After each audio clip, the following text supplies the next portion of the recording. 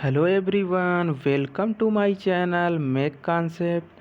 आज बात करेंगे हम रेफ्रिजरेशन एंड एयर कंडीशनिंग के इम्पोर्टेंट क्वेश्चन जो आपके एसएससी जेई इसरो और यूपीएससी में पूछे जा चुके हैं।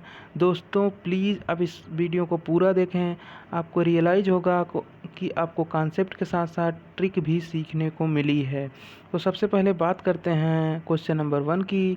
1 ton of refrigeration is equivalent to. दोस्तों 1 टन रेफ्रिजरेशन क्या होता है मैं डिफाइन करना चाहूँगा। Heat extracted from 1 ton of water at 0 centigrade converted it into 0 centigrade ice in 24 hour। तो बात करें दोस्तों, आपका 0 सेंटीग्रेड लिक्विड से आपका 0 सेंटीग्रेड आइस में कन्वर्ट किया जा रहा है। तो दोस्तों ये आपका फेज चेंज हो रहा है, ना कि आपका टेम्परेचर चेंज हो रहा है। फेज चेंज की बात हो रही दोस्तों। तो ये इसमें सिर्फ लेटेंट हीटिंग होगी। लेटेंट हीटिंग होती है दोस्तों फेज चेंज के लिए। अब बात करें आइस की लेटेंट हीटिंग क्या होती है। आइस की लेटेंट हीट जो होती है, लेटेंट हीट को एल से डिफाइन करते हैं, वो होती 335 किलो जूल पर केजी। बात करें दोस्तों 1 टन कितना होता है दोस्तों, ये यूएस टन में होता है। 1 टन इक्वल टू 907 केजी। अब दोस्तों टोटल हीट कितनी हो जाएगी, क्यू होती है एम इंटू एल, ये हो जाएगी आपकी हीट 907 इंटू 335 किलो जूल। दोस्तों केजी कट जाएगा, इतनी आपकी हीट एक्सट्रैक्ट करनी है दोस्तों कितने हावर में। तो आपका 24 हावर को जब हम कन्वर्ट करेंगे सेकंड में, तो आपका टाइम कितना हो जाएगा दोस्तों। टाइम लगेगा आपका 24 इंटू 60 मिनट इंटू 60 सेकेंड। ये आपका टाइम हो गया दोस्तों जो आपका। अब 1 टन रेफ्रिजरेशन क्या होता है दोस्तों, जो आपका हीट आई है उसमें टाइम से डिवाइड कर देंगे तो आपका हो जाएगा किलो जूल पर सेकेंड हो जाएगा दोस्तों। और जूल पर सेकेंड ही किलोवाट होता है। तो आपका आंसर हो जाएगा, जब डिवाइड करके देखेंगे तो आपका 3.51 किलोवाट के आसपास आ जाएगा। तो आपका आंसर हो जाएगा सी। आई होप आपको अच्छे से क्लियर हो गया कि ये 3.5 किलोवाट आता कैसे है। क्वेश्चन नंबर 2 की बात करें, a domestic refrigerator works on the. दोस्तों ये डोमेस्टिक रेफ्रिजरेटर होता है आपका फ्रीज जो आपके घरों में यूज होता है, वो करता है आपका वेपर कंप्रेशन रेफ्रिजरेशन साइकिल। तो वेपर कंप्रेशन रेफ्रिजरेशन साइकिल की बात करें दोस्तों, इसमें आपका कुछ ऐसी साइकिल होती है। इसमें प्रोसेस 1 2 जो होता है दोस्तों, ये कंप्रेसर में यूज होता है आइसेंटेप कंप्रेसर। और प्रोसेस 2 जो 2 3 जो है वो हीट रिजेक्शन होता है, ये कंडेंसर में होता है दोस्तों। और प्रोसेस 3 to 4 जो है दोस्तों, वो आपका आइसेंथैल्पिक प्रोसेस है। और प्रोसेस 4 to 1 जो दोस्तों, वही आपका रेफ्रिजरेशन इफेक्ट है। इसी में आपका कूलिंग इफेक्ट मिलता है।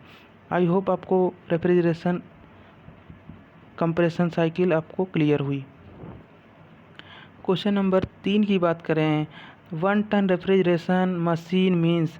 दोस्तों आपका आंसर ए है, 1 ton of ice melts from 0 centigrade in 24 hour. अब बात करें ऑप्शन डी की, 1 ton of water is converted into ice. तो आपका सही आंसर लग रहा है दोस्तों ए, क्योंकि इसमें आपका टाइम भी मेंशन है। तो आपका आंसर हो जाएगा ए।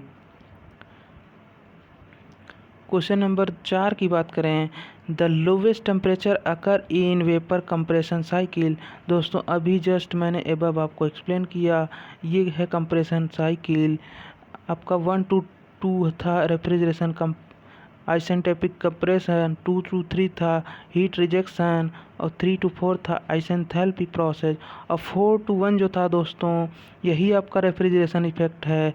इसी में आपको लो टेम्परेचर देखने को मिलता है दोस्तों, सबसे लो टेम्परेचर। और ये प्रोसेस होता है इवेपोरेटर में। तो आपका आंसर हो जाएगा ए।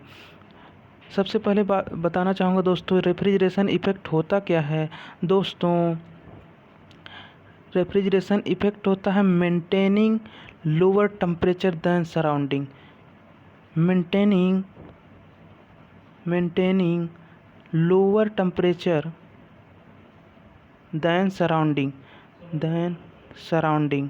तो ये आपका होता है दोस्तों रेफ्रिजरेशन इफेक्ट। आई होप आपको क्लियर हुआ हो। क्वेश्चन नंबर 5 की बात करें, द सब कूल्ड लिक्विड सब cooled in vapour compression refrigeration system will. दोस्तों आपको बता दें ये आपका है टीएस डायग्राम। ये होती है आपकी लिक्विड लाइन, यहाँ होता है आपका क्रिटिकल पॉइंट, ये होती है आपकी वेपर लाइन, ये है वेपर लाइन, ये है आपकी लिक्विड लाइन। दोस्तों ये लिक्विड लाइन के लेफ्ट साइड जो एरिया होता है इसको बोलते हैं सब कूल्ड रीजन, इसी को बोलते हैं सब कूल्ड रीजन। दोस्तों अगर हम देख रहे हैं, अगर हम सब कूल्ड रीजन में जाएंगे और मान लीजिए आइसेंथैल्पिक प्रोसेस होगा, तो आप देख रहे हैं 1 से 4 जो प्रोसेस है इसकी वैल्यू बढ़ रही है, यही होती है आपका रेफ्रिजरेशन इफेक्ट। तो आपका आंसर हो जाएगा increase net refrigeration effect. Question number 6 की बात करें, the COP of Carnot refrigerator is dash that of Carnot heat pump. तो आपका ये हो जाएगा दोस्तों लेस देन।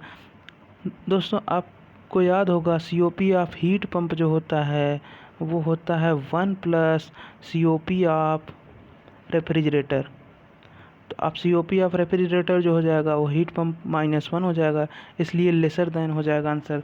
दोस्तों क्वेश्चन नंबर 6 की बात करें, 7 की बात करें, the heat removal rate from the refrigerator space is 7.2 kilowatt and the power input to compressor is 1.8 kilowatt. The coefficient of performance of refrigerator। दोस्तों coefficient of performance होता है आपका desired effect upon work input।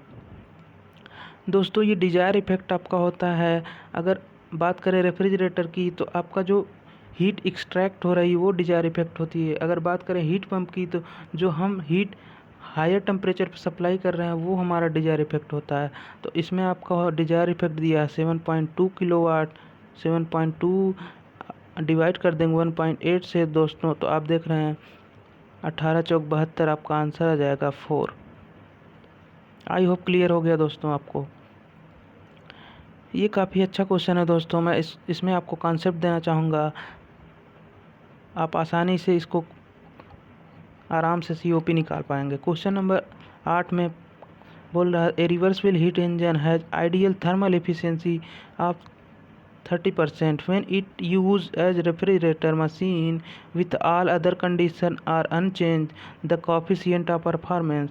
दोस्तों सबसे पहले बात करें, हम कोफिशिएंट ऑफ हीट पंप निकालेंगे, वो होता है 1 एफिशिएंसी दोस्तों, तो 1/1.3 हो जाएगा, जो कि हो जाएगा 3.33।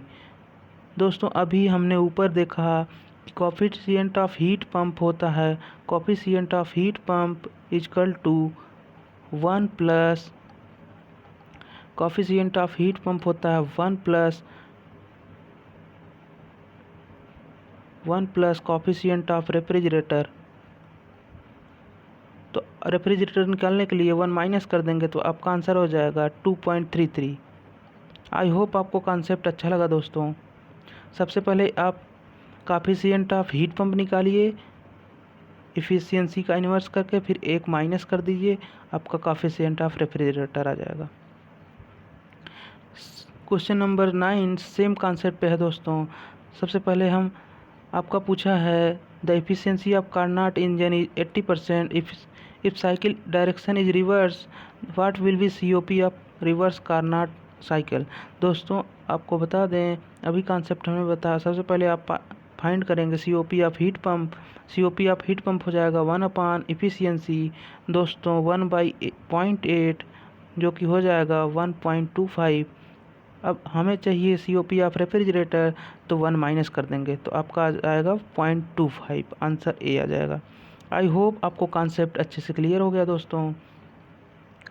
दोस्तों ये आता कैसे है, ये आता है जब हम COP ऑफ हीट पंप लिखते हैं T higher temperature -T1 - T2, जब हम डिवाइड करते हैं T1 कॉमन लेंगे तो T2/T1 हो जाएगा, और एफिशिएंसी होती है 1 - T1/T2, T2/T1 लोअर टेम्परेचर होता है। जब पुट करते हैं तो दोस्तों वही आपका रिवर्स आ जाती है इफिशियंसी और हीट पंप में। आई होप आपको क्लियर हो गया कहाँ से आपका आंसर आया। क्वेश्चन नंबर 10 की बात करें, the aircraft air refrigeration used because. दोस्तों एयरक्राफ्ट में हम चाहेंगे कि आपका जो वेट हो वो मिनिमम हो, तो आपका आंसर होता है इसमें लो वेट पर टन रेफ्रिजरेशन। क्वेश्चन नंबर 11 की बात करें, काफ़ी अच्छा क्वेश्चन है दोस्तों, नॉमेनक्लेचर पे है। The chemical formula of R717। दोस्तों बता दें, जब इनऑर्गेनिक की बात करें, इनऑर्गेनिक कंपाउंड की, उनका नॉमेनक्लेचर होता है R700 प्लस मालिकुलर वेट। दोस्तों मालिकुलर वेट आपका इसमें है NH3 का मालिकुलर वेट होता है 17। अगर वाटर की बात करें तो उसका होता है 18। तो नॉमेनक्लेचर आपका हो जाएगा R700 प्लस 17 जोड़ेंगे दोस्तों 717 हो जाएगा, तो आपका आंसर हो जाएगा अमोनिया ए। आई होप आपको कॉन्सेप्ट क्लियर हो गया दोस्तों। अगर सचुरेटेड कंपाउंड होता दोस्तों तो उसका नॉमेनक्लेचर होता M-1 होता है दोस्तों, N+1 इंटू पी। दोस्तों M जहाँ होता है कार्बन की संख्या, N होती है हाइड्रोजन की संख्या और P होती है फ्लोरीन की संख्या। आपको जैसे लिखा रहता है दोस्तों R012, तो आप यहाँ से कंपेयर करके आप कंपाउंड पा जाएंगे। क्वेश्चन नंबर 12 की बात करें, the lowering the evaporating pressure in vapour compression cycle. दोस्तों अभी हमने बनाया, ये है आपकी दोस्तों जिस पे रेफ्रिजरेशन इफेक्ट होता है वो होता है इवेपोरेटर। यही आपका इवेपोरेटर प्रेशर है और ये आपका होता है कंडेंसर प्रेशर। ये कह रहा है अगर हम इसको डिक्रीज करें, लोअर करें दोस्तों, मान लीजिए ये पहला 1 था, अब डिक्रीज कर रहे हैं, ये आपका हो गया, तो आप देख रहे हैं 1 से 2 जाने में दोस्तों आपका W बढ़ रहा है। 1 से 2 प्रोसेस में W बढ़ रहा है, तो COP क्या होता है दोस्तों, refrigeration effect upon W input. अब W बढ़ेगा तो आपका COP डिक्रीज होगी दोस्तों। तो आपका आंसर हो जाएगा increase the required work and decrease COP। ये आंसर आपका क्लियर करेक्ट होगा दोस्तों। क्वेश्चन नंबर 13 की बात करें, the atmospheric air dry bulb temperature is of 15 centigrade, inter heating coil maintain 40 centigrade, the air leaving the heating coil at 25 centigrade, the bypass factor. दोस्तों बता दें बाईपास फैक्टर होता है आपका actual loss upon ideal loss. दोस्तों ये आपका air जो इंटर हो रही है 15 सेंटीग्रेड पे, जो कॉयल का टेम्परेचर है 40 सेंटीग्रेड, और जो आउटर बाहर जा रही वो है 25 सेंटीग्रेड। तो आपका एक्चुअल लॉस हो जाएगा 40 माइनस 25, 15 बाई 40 माइनस 15, तो 25, ये आपका हो जाएगा 0.6। क्वेश्चन नंबर 14 की बात करें, the Bell Coleman cycle is reverse. दोस्तों ये आपका जूल साइकिल का रिवर्स साइकिल होती है आपका बेल कालमान साइकिल। ये काफ़ी अच्छा क्वेश्चन है दोस्तों, इसरो में अभी रिसेंट एग्ज़ाम हुआ था जनवरी में RAC का, उसमें आया हुआ है दोस्तों। सबसे पहले बात करें, an ideal vapour compression refrigeration cycle, the specific enthalpy of refrigeration kilo joule per kg are following state are given. दोस्तों ये है आपका TS डायग्राम। दोस्तों ये होता है process 1 to 2, 2 to 3, 3 to 4, 3 to 4 जो होता है दोस्तों आइसोएंथैल्पिक होता है। लिखा इनलेट ऑफ कंडेंसर, दोस्तों H2 दिया है आपका 283, H2 है दोस्तों 283। एग्जिट ऑफ कंडेंसर, दोस्तों ये यहाँ होता है कंडेंसर, तो H3 दिया है आपका 116। अब एग्जिट ऑफ इवेपोरेटर दोस्तों ये होता है exit of evaporator at point 1, तो H1 दिया है आपका 232। अब बात करें COP की दोस्तों, COP क्या होता है? COP होता है रेफ्रिजरेशन इफेक्ट। क्या होगा दोस्तों? H1 माइनस H4, H4 बराबर होगा H3 के, क्योंकि दोस्तों आइसेंथैल्पिक प्रोसेस है। अब W इनपुट क्या होगा दोस्तों? H2 minus H1। जब वैल्यू पुट करेंगे हम तो आपका आंसर आ जाएगा 2.27। दोस्तों H1 माइनस H4 आपका आ जाएगा 116 और H2 माइनस H1 आपका हो जाएगा 51। जब आप डिवाइड करेंगे तो 2.27 आंसर आ जाएगा। आई होप आपको क्लियर हो गया दोस्तों। क्वेश्चन नंबर 16 की बात करें, the power per ton refrigeration in kilowatt is. दोस्तों आपका COP जो होता है वो होता है refrigeration effect upon work input. अगर हम दोनों तरफ मास ऊपर नीचे मास से गुणा कर दें दोस्तों तो आपका हो जाती कैपेसिटी और नीचे हो जाएगा पावर। तो आपका जो रेफ्रिजरेशन कैपेसिटी हो गई बटे पावर। अब आप पावर आपको ढूंढना दोस्तों, आपका रेफ्रिजरेशन कैपेसिटी दिया 3.5 टन बाई COP, तो आपका आंसर हो जाएगा 3.5 बाई COP, आपका ए आंसर हो जाएगा।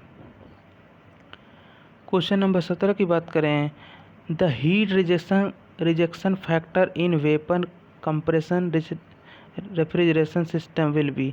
दोस्तों सबसे पहले मैं बताना चाहूँगा जो आपका कंडेंसर होता है उसी में हीट रिजेक्शन होता है। मान लीजिए आपका T1 हायर टेम्परेचर, T2 आपका लोअर टेम्परेचर है, आपका रेफ्रिजरेटर है, W इनपुट ये है, आपका Q1 हीट एब्जॉर्ब हो रहा है, Q2 रिजेक्ट हो रही है। दोस्तों आप फर्स्ट लॉ लगाएंगे तो आपका Q2 बराबर हो जाएगा Q1 प्लस W। दोस्तों हीट रिजेक्शन की रेशियो क्या होता है? हीट रिजेक्शन रेशियो ये होता है आपका Q कंडेंसर जो हीट रिजेक्टर हो रही है अपॉन रेफ्रिजरेशन इफेक्ट। तो दोस्तों आपका जो हीट रिजेक्ट हो रही है वो आपका है Q plus W। Heat rejection ratio हो जाएगा Q1 plus W upon refrigeration effect क्या होगा दोस्तों? Q1। जब हम इसको डिवाइड करेंगे तो 1 प्लस W बाई Q1। आप देख पा रहे हैं दोस्तों कि आपका मोर देन 1 दिख रहा है हीट रिजेक्शन रेशियो, तो आपका हो जाएगा मोर देन 1। आपको डिटेल एक्सप्लेनेशन मिल रहा है दोस्तों। आई होप आपको अच्छे से क्लियर हो रहा है। क्वेश्चन नंबर 18 की बात करें, the expansion process in the throttling device of compression cycle. दोस्तों जो आपका एक्सपेंशन प्रोसेस होता है वो आइसेंथैल्पिक प्रोसेस होता है। ये रहा कुछ ऐसा 1 to 2 isentropic compression, 2 to 3 isobaric heat rejection, 3 to 4 जो दोस्तों होता है यही प्रोसेस होता है आपका आइसेंथैल्पिक प्रोसेस। आइसेंथैल्पिक प्रोसेस मतलब आपका जो एंथैल्पी 3 पॉइंट पे है वही आपकी 0.4 पे होगी दोस्तों। आइसेंथैल्पिक प्रोसेस में प्रेशर आपका रिड्यूस होता है। इसको डॉटेड लाइन से रिप्रेजेंट किया जाता है क्योंकि दोस्तों ये एक रिवर्सिबल साइकिल है। आई होप आपको अच्छे से सारे कॉन्सेप्ट क्लियर हो रहे हैं। क्वेश्चन नंबर 19 की बात करें, in ammonia water vapour absorption system. दोस्तों पूछ रहा है कि आपका अमोनिया का एब्जॉर्बेंट होगा या वाटर रेफ्रिजरेंट होगा। दोस्तों आपको एक वर्ड याद रखना है ARWA, अरवा। इसमें जो होता है दोस्तों अमोनिया एज रेफ्रिजरेंट वर्क करती है, वाटर एज एब्जॉर्बेंट वर्क करता है। तो आपको अरवा वर्ड याद रखना है दोस्तों। तो आपका आंसर हो जाएगा ammonia is refrigerant and water is absorbent. तो आपका आंसर बी हो जाएगा।